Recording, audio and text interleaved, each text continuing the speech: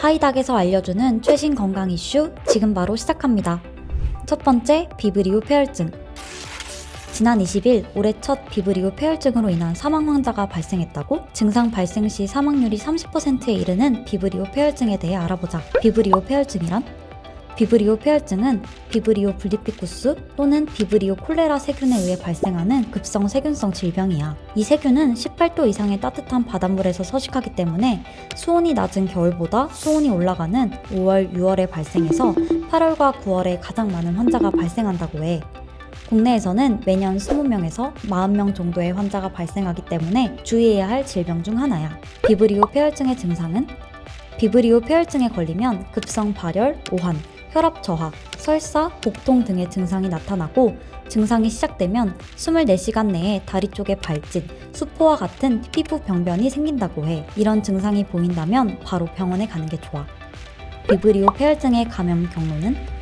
비브리오 폐혈증은 균에 오염된 해산물을 날로 먹거나 덜 익혀서 먹은 경우에 감염될 수 있고 또는 상처난 부위가 균에 오염된 바닷물에 접촉한 경우에도 감염될 수 있다고 해. 주로 간질환을 앓고 있는 환자들에게 더 감염이 잘 된다고 하니 간질환이 있는 경우에는 특히나 조심하는 게 좋아.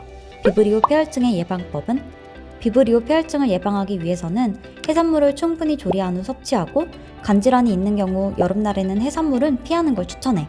여름철 바닷가 방문 시에는 피부에 상처가 나지 않도록 주의하고 상처 부위가 바닷물에 닿았을 경우에는 즉시 깨끗한 물로 씻은 후 소독해주는 게 좋아. 두 번째, 수족구병. 요즘 영유아 사이에서 급증하는 질환이 있다고? 그 질환은 바로 수족구병이야. 수족구병이란?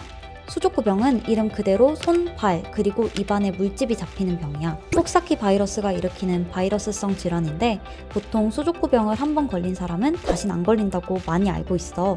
하지만 사실은 그건 아니야. 코크사키 바이러스 외에 다른 기타 여러 종류의 바이러스도 수족구병을 일으킬 수 있어. 실제로 작년에 수족구에 걸렸는데 올해에 또 걸렸다는 사람들도 있다고 해. 수족구병의 증상은? 대부분 5살 이하의 영유아에게서 발생하고 야외 활동이 많아지는 5월에 환자 수가 급증하기 시작해서 6월부터 9월까지 유행한다고 하니 주의하는 게 좋아. 수족구병에 감염되면 처음 2-3일은 발열과 인후통, 식욕부진, 무력감 등의 증상이 나타나고 그 후에는 물집과 궤양, 그리고 손과 발에 수포성 발진 증상이 보인다고 해. 증상이 나타난 후 열흘 내에는 자연적으로 회복하는 경우가 많지만 신경계 합병증, 폐출혈 등 합병증이 생길 수 있어 주의할 필요가 있어. 또한 발열 후 음식을 삼키기 힘들어 탈수가 생길 수 있으니 수분을 충분히 섭취해주는 게 좋아. 수족구병의 감염 경로는? 수족구병은 쉽게 감염될 수 있다고 해. 환자의 침, 콧물, 가래 등으로 감염되거나 피부의 물집에 직접 접촉해서 옮길 수도 있어. 또한 환자가 물건을 만졌다 전염되는 경우도 있고 어린이집, 유치원 등 영유아가 밀집하는 곳에서 감염되는 사례가 많아. 수족구병의 예방법은? 수족구를 예방하려면 수족구에 걸린 사람과 접촉을 하지 않는 게 가장 좋은 예방법이야. 그렇기 때문에 수족구에 걸린 영유아는 증상이 보이면 회복할 때까지 어린이집 등원을 멈추고 일주일간 등원과 외출을 피하는 게 좋아. 오늘은 이렇게 비브리오 폐혈증과 수족구병에 대해서 알아봤어. 이제 곧 무더운 여름이 찾아올 텐데 모두 미리 질병을 예방하며 건강한 여름 보내기를 바랄게.